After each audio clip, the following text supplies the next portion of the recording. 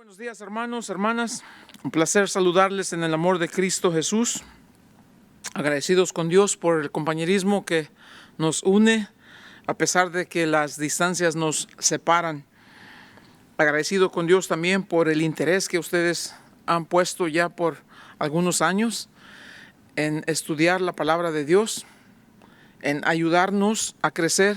Créanme que les digo esto con todo respeto. Le doy tantas gracias a Dios que me han permitido ustedes crecer en la fe junto a cada uno de ustedes que conozco de hace ya algún tiempo y algunos de ustedes que no he tenido el privilegio de conocer, pero siempre es refrescante escuchar del testimonio de ustedes, de lo que Dios está haciendo con ustedes y ver en sus países, nuestros hermanos allá en Perú, de este ministerio libre en la verdad. Qué bendición, qué cosas bonitas están haciendo allá nuestros hermanos en Ecuador. El comandante, jefe de los bomberos ahí, nuestro hermano Ramiro, constantemente escuchándonos. A nuestros hermanos en Costa Rica, algunos de verdad que conocemos de algún tiempo y es un placer, es un honor, es un miedo tremendo también, no crean que no. Tratar de compartir con ustedes fielmente lo que está escrito en la palabra, sin ninguna pretensión, sin ningún otro objetivo más que ayudarnos a crecer, ayudarnos mutuamente a crecer en la fe, porque de eso se trata. De eso se trata, es la importancia de saber que nos amamos unos a otros a pesar de la distancia que nos separa y que estamos orando unos por otros constantemente, los hermanos acá y los que están lejos también en otros lugares, nuestros hermanos en México, a nuestros hermanos allá en Calvary Chapel, Chilpancingo, en Guerrero, en medio de una de las peores épocas de violencia que se han vivido en el país entero, en el estado de Guerrero y en la ciudad capital, Chilpancingo, a nuestro hermano Ricardo allá con su familia, orando constantemente por ellos, nuestros hermanos en Acapulco, que están ahí fielmente sirviendo al Señor, nuestros hermanos en Tijuana, en donde quiera que tenemos hermanos, nuestro hermano David en Guanajuato, a pesar de tantas cosas que han estado pasando, fielmente.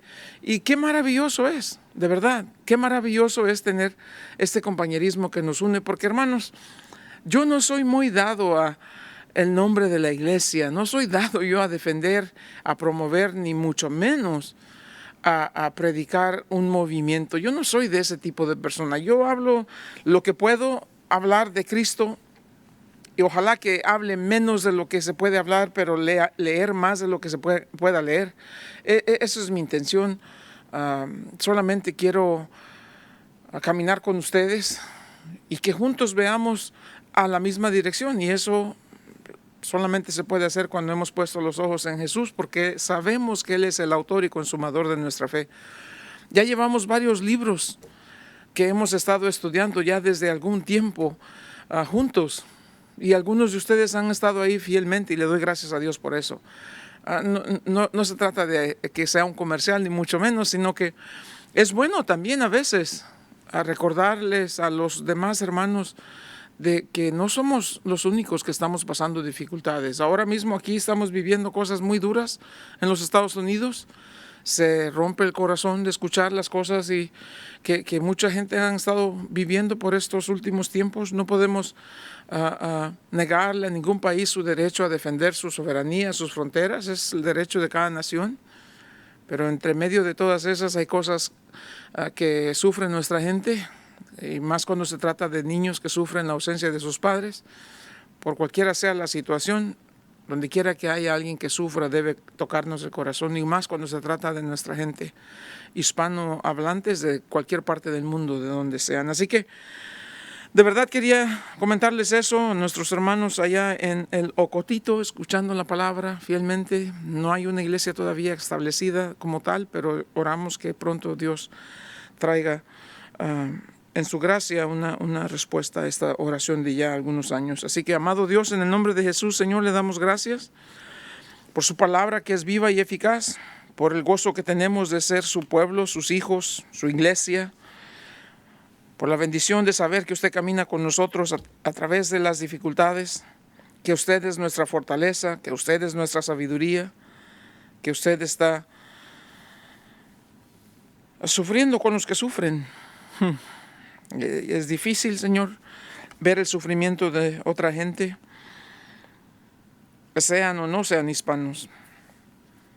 El hambre, el acoso, la guerra, todas esas son cosas que nos quiebran el corazón porque nunca eso fue parte de su plan, Señor. Entonces, le damos gracias que por medio de su palabra podemos traer esperanza y por medio del Evangelio podemos traer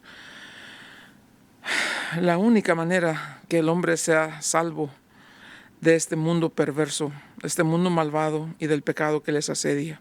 Y esa es la fe en Cristo Jesús. Así que, Señor, gracias por su palabra, pues gracias por estar aquí con nosotros ahora que nos hemos reunido y gracias porque sabemos que nos va a hablar, nos va a enseñar. A usted, Señor, sea siempre la honra y la gloria en Cristo Jesús. Amén. Empezamos el capítulo 11 la semana pasada, hablamos un poquito acerca, como les dije, es muchísimo de lo que habíamos de hablar en estos versos del capítulo 11 del libro de Hebreos. Es algo que el escritor de Hebreos quería hacer, es animar a aquellos que estaban sufriendo, aquellos que estaban siendo perseguidos, aquellos que estaban perdiendo familiares, amigos. En la persecución muchos habrían muerto. Y muchos estaban en la zozobra, en la incertidumbre de qué va a pasar y qué vamos a hacer y contemplando aún la posibilidad de volverse a ese sistema religioso del cual ya habían sido salvos, del cual ya habían sido rescatados. Pero con el afán de salvar la vida, de proteger a su familia, muchos estaban considerando eso como una opción y el escritor de Hebreos les dice, no, lo que necesitas es fe, fe que perdure, fe que permanece. Fe que fortalece. Lo que necesitas es permanecer firme en la fe. Porque nosotros no somos de los que volvemos atrás, dice el escritor de Hebreos. Entonces, comienza el capítulo 11 y diciendo, lo que necesitas es fe. Lo que necesitas es no solamente conocer las promesas de Dios, pero confiar en las promesas de Dios, creer en las promesas. Conoce la promesa, crees en la promesa, ahora confía en la promesa. Eso es lo que necesitas, eso es lo que es fe. La semana pasada, como digo, hablamos acerca de esto y dejamos el asunto en el verso número 3, o sea, ahí paramos la semana pasada. Hoy vamos a tocar solamente un verso y eso es porque trata de un personaje en específico y su nombre es Abel. El capítulo 11 de Hebreos, verso 4 dice, por la fe Abel ofreció a Dios más excelente sacrificio que Caín, por lo cual alcanzó testimonio de que era justo, dando Dios testimonio de sus ofrendas y muerto aún, habla por ella. Hoy vamos a enfocarnos en eso. El título es La fe de Abel y vamos a considerar un par de cosas aquí que nos van a ayudar a entender. Ya nos dijo el escritor de Hebreos, necesitas permanecer firme en la fe. Ya nos dijo el escritor de Hebreos, y fe es esto, es la certeza de lo que se espera y la convicción de lo que no se ve. Es decir, si eres un hombre o una mujer de fe, tú puedes ver el futuro en tiempo presente. Y tú puedes recordarte de las promesas de Dios y caminar con la firme convicción de que esas promesas se van a cumplir, como Dios lo dijo. La fe descansa en la verdad de la palabra. La palabra de Dios y la fe siempre son una sola conexión. No hay la una sin la otra. La fe viene por el oír y el oír por la palabra de Dios. Entonces, ya una vez que el escritor de Hebreos nos ha dicho esto, ¿qué es la fe? No es una definición de fe, sino es una descripción de fe. Ahora lo que va a hacer es, va a comenzar a mostrarnos ejemplos de lo que la fe hace en la vida de los cristianos, en la vida de los creyentes. Y el primer turno, aquí es una larga lista de nombres, pero el primer turno para esto es la vida de Abel. El escritor de Hebreos nos va a hablar de este hombre que se llamaba Abel. Leí en una revista el otro día acerca de este hombre que se llamaba Charlie Fisher. Este hombre Charlie Fisher tenía una enfermedad que eventualmente lo llevó a la muerte. Este hombre era un hombre cristiano ejemplar, era muy firme en su fe. Era un hombre que servía a Dios donde quiera que iba. Y ya enfermo habló con su hijo. Tenía, parece ser que solamente un hijo. Y llamó al hijo y le dijo, ven aquí, quiero decirte algo. El día que ya no esté contigo, no tienes que preocuparte del funeral ni nada de eso. Ya yo tengo todo arreglado. De hecho, acá dejé un cassette En ese tiempo eran cassettes. Acá dejé un cassette ya listo y lo único que tienes que hacer es el día del funeral, cuando esté la gente ahí, vas a tener que tomar este cassette y lo vas a poner ahí en ese aparato y le vas a presionar donde dice play y listo. Yo me encargo de lo demás. Y así fue, el hombre murió, se llevó a cabo el funeral y la celebración de vida y el hijo obediente, como dijo, mi papá me instruyó que hiciera esto, y puso el cassette y presionó play y el hombre comenzó a predicar en su propio funeral. Me llamó mucho la atención leyendo eso porque dije, qué interesante, el hombre tenía ya su mensaje grabado para el día de su funeral.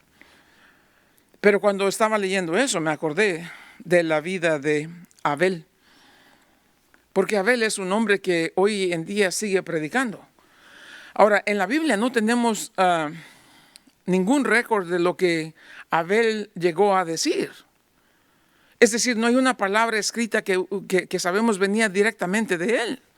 Y sin embargo, aquí la Biblia nos dice en el verso 4 que aún muerto habla por esa fe que lo caracterizó. Es decir, Abel en sí fue el primer hombre que predicó su funeral. Entonces, ¿qué es lo que vemos aquí? Vamos a ver la vida de este hombre. Y para ver la vida de este hombre tenemos que ir hacia el principio mismo de la Biblia, en el libro de Génesis, particularmente en el capítulo 4, porque es ahí donde vamos a encontrar la vida de Abel, que dicho sea de paso, es una vida muy interesante, aun cuando sabemos que fue una vida, o vamos a ver ahorita aquí, que fue una vida muy breve. Una vida muy breve en verdad. Entonces, ¿qué es lo que vamos a ver en el capítulo 4? Vamos a ver la historia de cómo es que Abel llegó a ser tal testimonio de fe. Abel, dicho sea de paso, y su hermano Caín fueron la segunda generación de la humanidad. Recuerden que Dios creó a Adán y luego Dios creó a Eva. Y luego una vez de que cayeron en pecado y fueron expulsados del jardín del Edén, ahora es cuando nace Caín, que es el mayor, y luego nace Abel. Ellos fueron en realidad la segunda generación, pero por así decirlo fueron la primera generación de la raza humana. Porque Adán y Eva fueron creados de manera milagrosa, ¿no? Entonces esta es la primera generación. Y lo que vamos a ver es que aún en la primera generación, desde el principio mismo, el pecado ya estaba causando demasiado mal, mucho.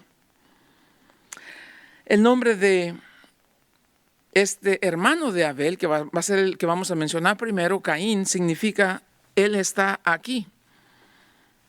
¿Cómo es eso? Ahora les explico. Pero eso es lo que significa el nombre de Caín. Es muy interesante estas cosas, ¿no? Porque el nombre que la mamá le dio, o el nombre que le dieron a Caín cuando nace, tiene que ver con la palabra adquirir.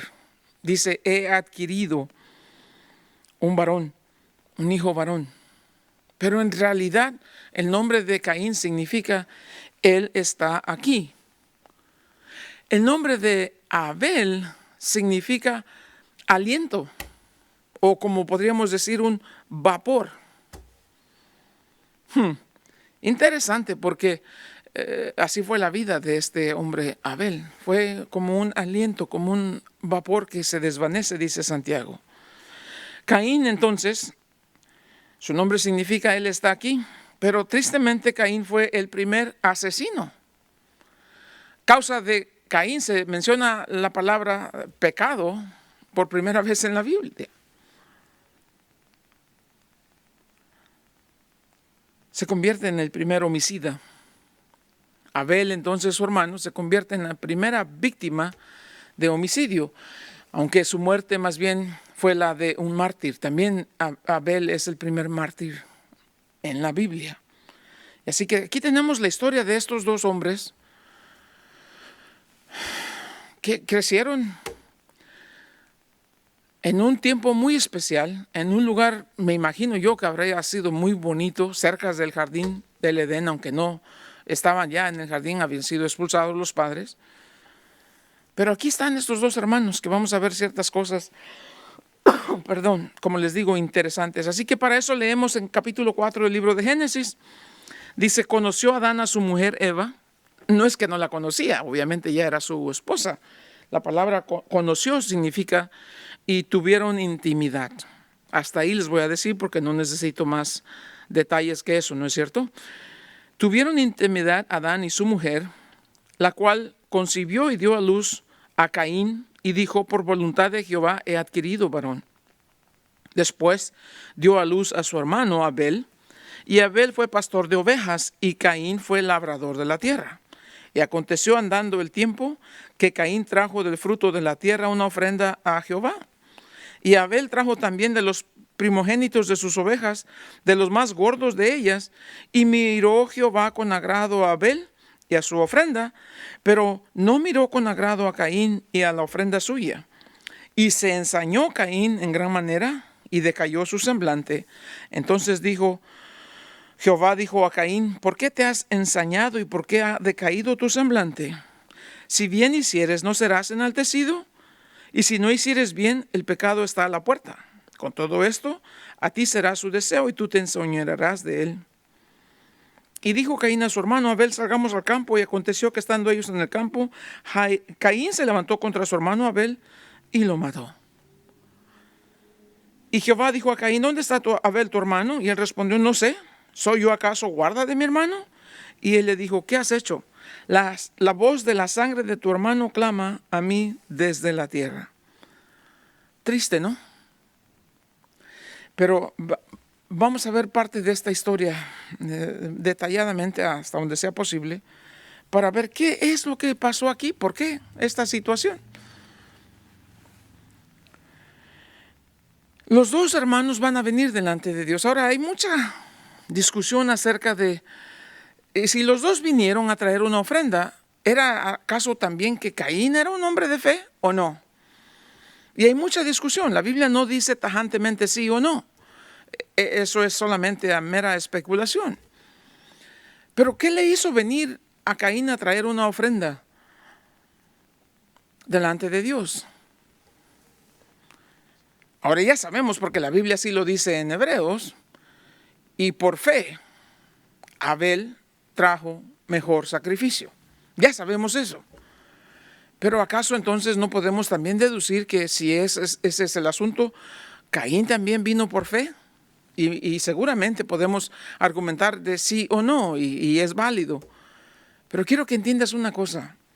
A ver, y no se ofendan por favor, no esa es la intención. Pero solamente quiero sentar el precedente.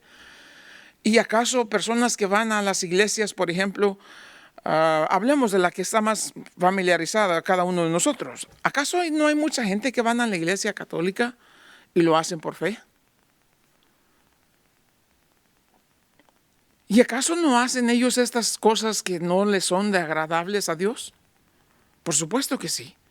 Pero si le preguntas a una persona, ¿lo estás haciendo por qué? Porque esta es mi fe. Entonces es como digo, es un punto que vale la pena indagar al respecto. Y no quiero causar controversia, pero solamente estoy diciendo lo que es obvio aquí. Los dos hermanos en un dado tiempo vinieron delante de Dios a presentar una ofrenda. El de uno fue aceptada, el del otro fue rechazada. Y la primera deducción que escucho a muchos decir es que es porque Caín vino y no era de fe. Entonces, eso quiere decir que cuando Dios recibió la ofrenda de Abel fue porque Abel sí era de fe. Porque si ese es el punto, entonces aquí tenía que decir que Dios miró con agrado a Abel y su fe. Pero no es lo que dice. Dios miró con agrado a Abel y su ofrenda. ¿Podemos hacer el caso ahí? Bueno, sí. ¿Por qué? Porque Abel era un hombre de fe y por fe trajo la ofrenda. Y Dios se agradó de la ofrenda, no de la fe de Abel. Eso es lo que claramente la Biblia nos está diciendo. Ya, implicado en esto está el hecho de que Abel era un hombre de fe. Pero tenemos que ir más atrás todavía. ¿De dónde deducen estos dos hombres que habían de venir delante de Dios? Una, ¿de dónde deducen que para venir delante de Dios tenían que presentar una ofrenda? ¿Cómo aprendieron eso? Obviamente, lo tuvieron que haber escuchado de los padres. Ahora, Abel es el primer hombre en la Biblia que va a caminar por fe. Eso ya está claro. Discutible es el hecho de si Caín era de fe o no era de fe. Ese es otro punto. Pero de que Abel era un hombre de fe, ya sabemos que sí. Abel es el primero que camina por fe. Y me vas a decir, no, espérese, pastor. ¿Y qué acaso Adán y Eva no caminaron? Sí, Adán y Eva no caminaron por fe. Oh, pastor, eso está mal. No. Adán y Eva caminaban con Dios. De manera visible lo veían y lo escuchaban. Entonces no vivían por fe. La Biblia dice, pero nosotros andamos no por lo que vemos, sino por lo que creemos. Pero Adán y Eva no. Caminaban con Dios porque lo veían. De hecho, por eso se escondieron. Porque no querían que Dios los viera que estaban desnudos. Entonces tenemos que ir hasta más atrás de esto y encontrar de dónde viene esta idea. Por supuesto que Adán y Eva en algún momento tuvieron que haberle enseñado a los chiquillos cuando eran niños. Déjenme les digo, había un tiempo en donde nosotros, mamá y yo, caminábamos con Dios. Y Él venía por la tarde y caminábamos con Él en el jardín y todo era maravilloso, era todo, pero de verdad hermoso. No teníamos que trabajar, no había espinas, todo era maravilloso. ¿Y qué pasó, papá? ¿Por qué ahora ya no estamos allá? ¿Por qué el lugar está resguardado con un ángel que tiene una espada? ¿Y por qué no tenemos acceso a eso? Porque la instrucción de Dios fue clara y nos dijo que de cierto fruto de cierto árbol no habríamos de comer, porque el día que comiéramos de ese fruto, ciertamente moriríamos. ¿Y qué pasó? Bueno, la verdad es que desobedecimos a Dios y fallamos, y a causa de eso fuimos prohibidos de quedar en ese lugar y fuimos prácticamente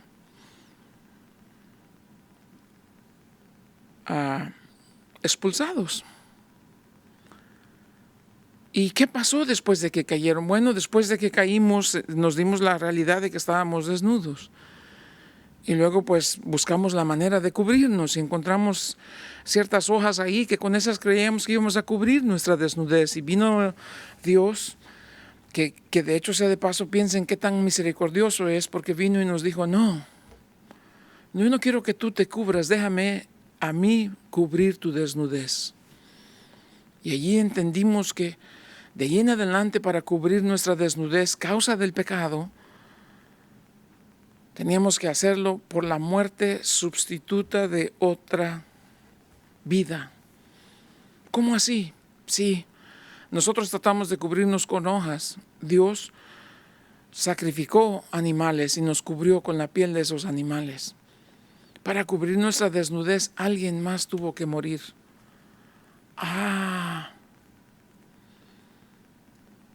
Entonces ya podíamos presentarnos delante de Dios, porque nuestra desnudez había sido cubierta por el sacrificio de un sustituto.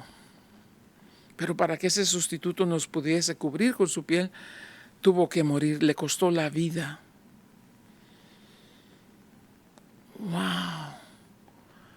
Y de ahí en adelante, toda persona, hombre o mujer que deseen acercarse a Dios, tienen que hacerlo de esa manera y de esa manera solamente. Ahora, aquí te voy a poner en claro, ¿ok? Quiero que esto quede claro, porque si no entendemos esto, no vamos a entender el resto. Quiero que esto quede claro. Entonces, desde allí vamos a ver dos religiones. La religión de Adán y Eva, que necesariamente se convierte en la religión de Caín, y la religión de Abel. Adán y Eva, cuando lo intentaron por su propia manera. Pero para que quede más claro, hay dos religiones en el mundo. La religión que adopta el camino de Caín y la religión que adopta el camino de Abel. Una es la religión de las obras y la otra es la religión de la gracia. La de la gracia se conecta por medio de fe y la de las obras se conecta por medio en lo que yo puedo hacer. Autodependencia. Eso es lo que vemos en estos versos, hermanos. Caín trajo de lo que él produce, de la tierra, de las frutas, de los granos, de todo lo que había cosechado. Y viene y le dice a Dios: ve lo que soy capaz de hacer con lo que tú me diste. Ve lo que soy capaz de hacer con mi trabajo, con mi esfuerzo. Y he trabajado duro para traerte esto.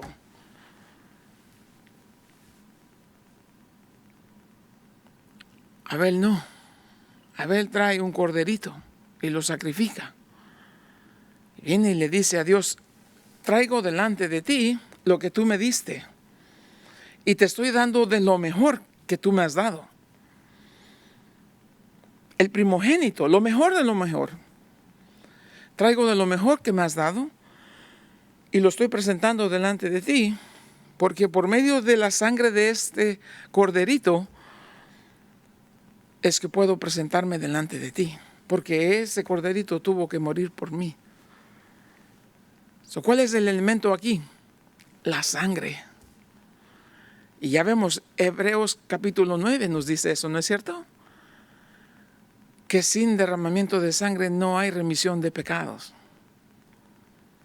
Entonces quiero que entiendan esto, porque esto es fundamental. No vamos a poder entender el resto de lo que nos quiere decir. Esto lo puedo mirar así solamente a grandes rasgos, la historia en Génesis capítulo 4. Ahora, ¿qué todo lo que involucra aquí? Que en capítulo 3, verso 15 de Génesis, Dios le dice que vendrá en el futuro uno que le aplastará la cabeza a la serpiente, que es la serpiente que los engañó. Es muy probable que Eva estaba pensando, al tener su primer hijo, que se llamaba Caín, es muy probable que Eva estaba pensando: entonces él está aquí. ¿Quién? El que le va a aplastar la cabeza a la serpiente. Y es muy probable que la serpiente, el diablo, estaba pensando: si el que va a aplastarme la cabeza es por medio de este hombre, y ahora tiene a un hermano, ¿cuál de los dos es? Pues la única manera para deshacerme de los dos, dice, es haciendo que el uno mate al otro. Después Juan nos diría que Caín era del maligno. Después Judas nos dice: y hay de aquellos que siguen el camino de Caín. ¿Por qué?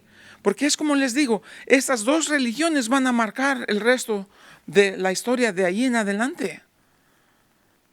¿Qué es en concreto lo que aquí sucede? Es la necedad del hombre de decir: yo no necesito hacer las cosas como Dios dice, yo me voy a presentar delante de Dios con lo que yo sé, con lo que yo puedo, con lo que yo tengo, y Dios tiene que aprobarme porque le estoy dando de lo que yo hago. El otro le dice: no, yo me voy a presentar delante de Dios por medio de un sustituto. Si alguien no muere para derramar su sangre, yo no puedo presentarme. Yo no soy digno de presentarme, no me lo merezco para presentarme delante de Dios. Y todo eso concuerda, porque en el Evangelio de Juan, más adelante, veríamos a Juan el Bautista que ve venir a Jesús y dice: he aquí el Cordero de Dios que quita el pecado del mundo. Desde el tiempo de Abel, que se sacrifica ese corderito, hasta el tiempo de Cristo Jesús, ¿cuántos miles y miles y miles y miles de corderos fueron ofrecidos en sacrificio en el día de expiación?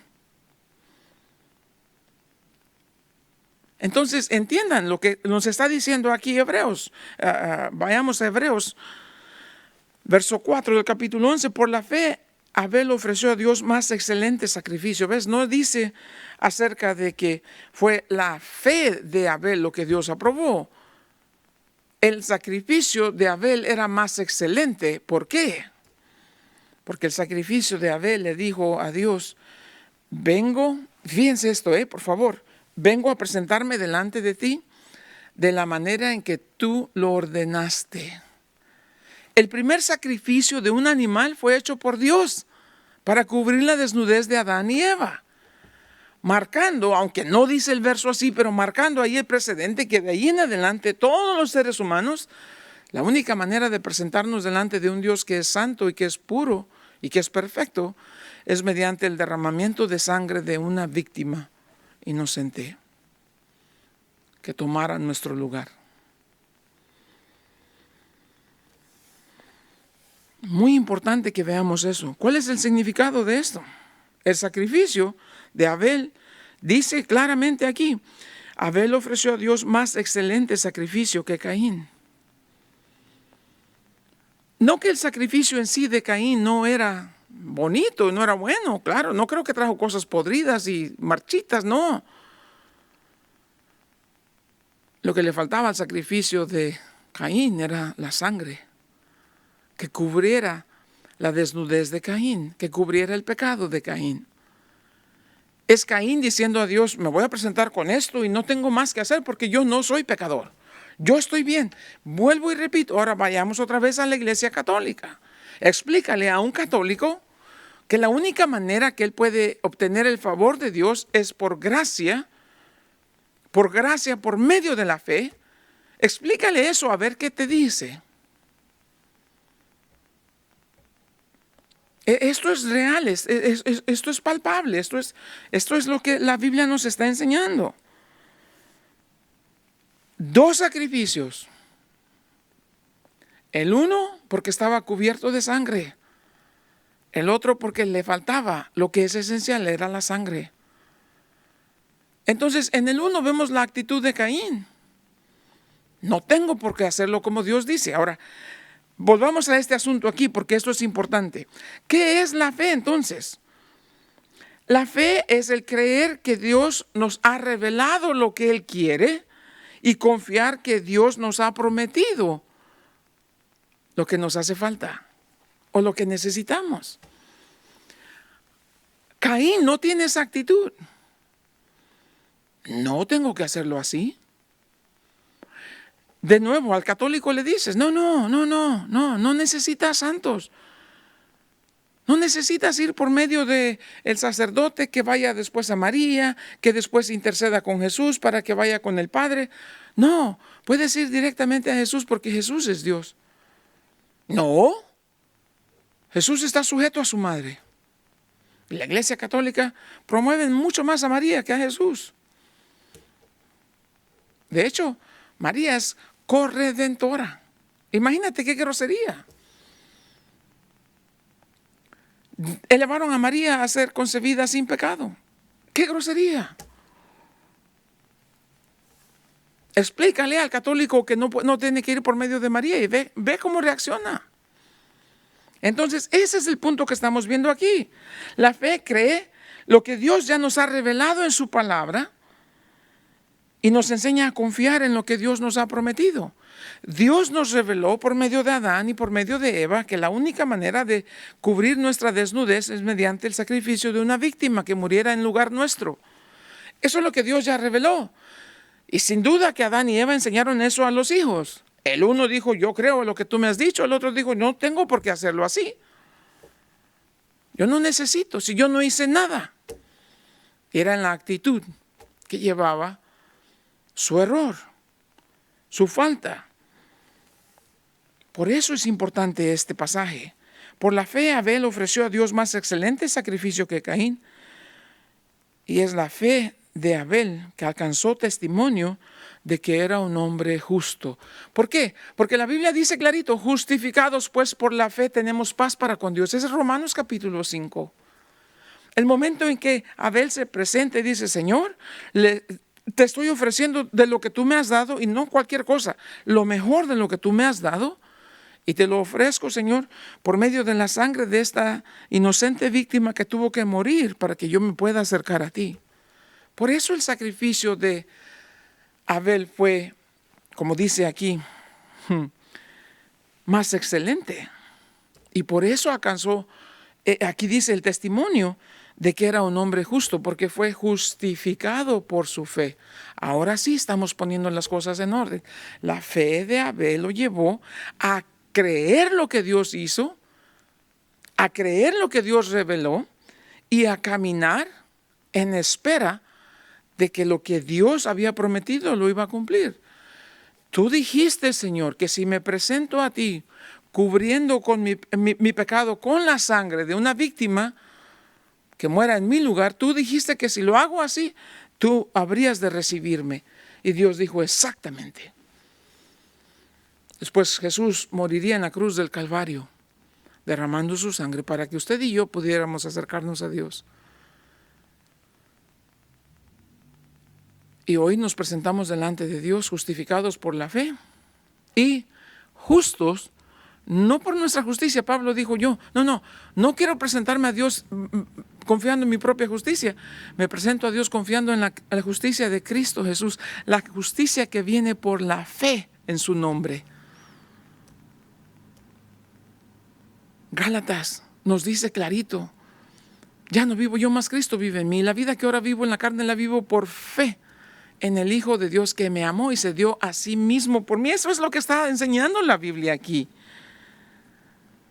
Y vemos esta manera de caminar y de crecer. Ahora, si quisiéramos, y tal vez estrechando un poquito este asunto, podríamos decir que el problema si tomáramos esa actitud, que no creo que sería muy errónea, si tomáramos la actitud de pensar, o la posición, mejor sea dicho, la posición de pensar que Caín sí era un hombre de fe. El problema de Caín era que era un hombre de fe que mezcló su fe y le agregó obras. Tal vez sería correcto pensarlo de esa manera. No digo que esa debe ser la doctrina que establecemos, no estoy diciendo ni mucho menos. Pero si acaso tuviéramos la posición de decir, yo creo que sí era un hombre de fe. Al presentarse delante de Dios con una ofrenda me habla de que era un hombre de fe. Y esa tal vez sería mi posición, no estoy diciendo que esa sea la Biblia. Y no estoy diciendo que así debe ser tampoco. Pero entonces yo agregaría, si acaso alguien tiene la posición de pensar que Caín era un hombre de fe, pero era un hombre de fe más obras. Igual a Iglesia Católica. ¿Y qué es lo que Dios va a decir a eso? Dios va a decir no.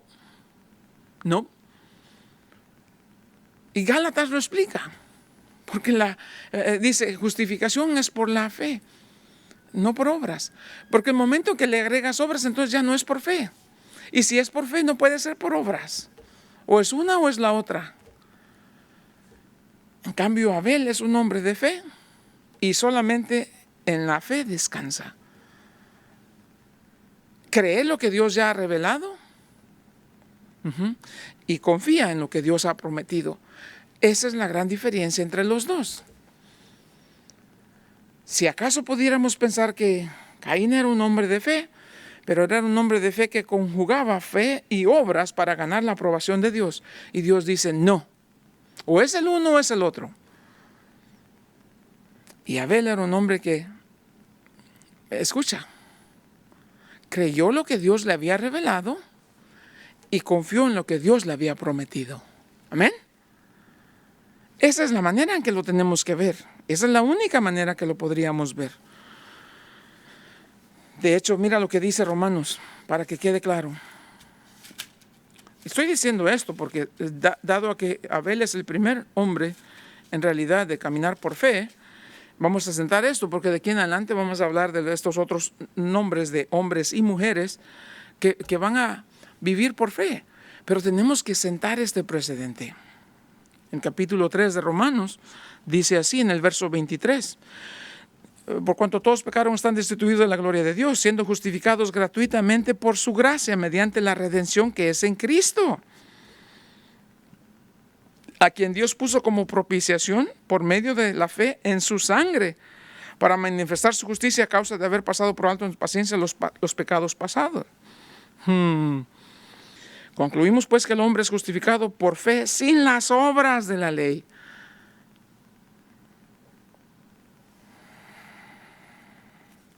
¿Entendemos eso, hermanos? No, Caín lo quería hacer a su manera. Caín estaba confiando en su suficiencia. Caín está obviando lo que Dios le ha dicho y decide tomar en sí mismo la manera en cómo él se puede acercar a Dios y que Dios tiene que estar de acuerdo con él. Esa es la arrogancia de Caín. Es el problema de Caín. Después Dios le confronta y le dice: Caín, ¿por qué ha decaído tu semblante? ¿Acaso si haces lo correcto no serás también aprobado? Caín, es fácil. Regrésate y hazlo como yo dije que debe hacerse. Pero tú puedes imaginar, no está escrito así, pero tú puedes imaginar que Dios le dice: Caín, no tiene que ser así. No tiene que ser rechazado esto para siempre. Regrésate, vuélvete y hazlo de la manera como tu hermano lo hizo. Porque yo lo ordené así. Eso no es invento de Abel. Yo lo ordené así. Yo dije que debería ser así, solamente así. Y una sola manera. Regresa, Caín, y hazlo de la manera correcta. Y serás aprobado igual que tu hermano. Pero si no lo haces, Caín, debes saber esto: el pecado está a la puerta. Le dice, el pecado es como un animal salvaje y un animal feroz que está a la puerta acechando y quiere brincarte, Caín. Y te va a vencer y te va a destrozar, Caín. Caín, tienes la oportunidad de hacer lo que es correcto. No tienes que quedarte en eso, no tienes que estar amargado, no tienes que estar frustrado con esto. Caín, está en ti corregirlo. Está en ti hacerlo de la manera en como yo dije. Esto no lo decide ningún hombre, Caín, lo decidió Dios. Y tú o lo aceptas o lo rechazas, Caín. Pero si lo aceptas, serás aprobado. Si lo rechazas, Caín, el pecado te va a brincar y te va a vencer y te va a destruir. Es exactamente lo que pasó. Fue y mató a su hermano. Lo bonito después de esto es que Dios dice que la sangre de Abel clama a Dios. ¿Por qué? Porque era un hombre justo. Déjame darte unas aplicaciones prácticas aquí. Volveremos a tomar este contexto en la semana que viene, pero quiero que entiendas esto. ¿Cuál es la manera en que te acercas a Dios? Y lo digo de esta manera. Hay tantas veces que estamos en la iglesia presentando nuestra adoración. El sacrificio era eso, una forma de adoración. Estamos presentando nuestra adoración. ¿Y cómo está tu corazón? ¿Qué hay en tu corazón? ¿Te acercaste a Dios confiando en el sacrificio de Cristo Jesús? ¿Escuchaste la palabra de Dios? ¿Preparaste tu corazón? No. Te presentas sin haber orado ¿cuánto tiempo? Sin haber leído la Biblia ¿cuánto tiempo? Sin orar siquiera cuando estás aquí en el servicio. Te presentas y a lo mejor hay pecado en tu corazón. Estás pensando, estás maquinando cosas, insensateces, y estás en un serio problema. ¿Y te da la gana arrepentirte delante de Dios? No. ¿Por qué? Porque tú eres tú y Dios te tiene que aprobar como eres. Porque andas de peleonero. Vives haciendo pleito con la mujer, vives haciendo pleito con los hijos y te da lo mismo. Vas a la iglesia y piensas que Dios tiene que agachar la cabeza delante de ti porque tú eres tú, pues. ¿Acaso no es eso? Tu religión es una religión de obras. Estás en serios problemas.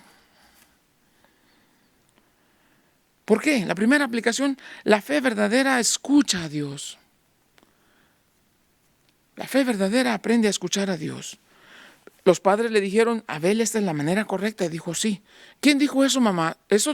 No, esa es la manera que nos enseñó Dios. Haz caso, Abel. Dios dijo que así debe ser y así lo vas a hacer. La fe verdadera escucha a Dios.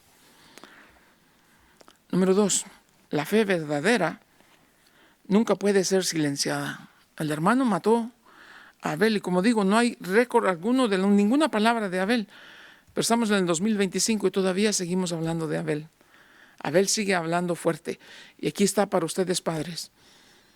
Aun cuando no tenemos ninguna palabra, la santidad de este hombre hablaba por sí sola. La importancia de tu vida de santidad en tu casa. Que los que te conocen sepan que eres un hombre que vives en santidad. Y tercero, la fe aprende a descansar en Cristo y en lo que Él ya hizo por nosotros. Si nos acercamos a Dios ahora es por el sacrificio de Cristo Jesús, que Él es el Cordero de Dios sin mancha que quita el pecado del mundo. que si nos acercamos a Dios fue porque Él murió por nuestros pecados, porque derramó su sangre y porque por la sangre de Cristo Jesús hemos sido lavados de nuestra inmundicia. Y hoy podemos acercarnos a Dios en plena confianza de que Dios lo prometió y Dios lo ha cumplido. Nos ha permitido y nos abrió la puerta que es Cristo. Amado Dios, en el nombre de Cristo Jesús te damos gracias, Señor, por tu palabra que es viva y eficaz, por tu promesa que es fiel y verdadera, Señor. Continúa enseñándonos a vivir de manera que tu nombre sea alabado y glorificado en todo lo que hacemos, en la manera en que vivimos. Bendito seas. A ti sea la honra y la gloria en Cristo Jesús. Amén.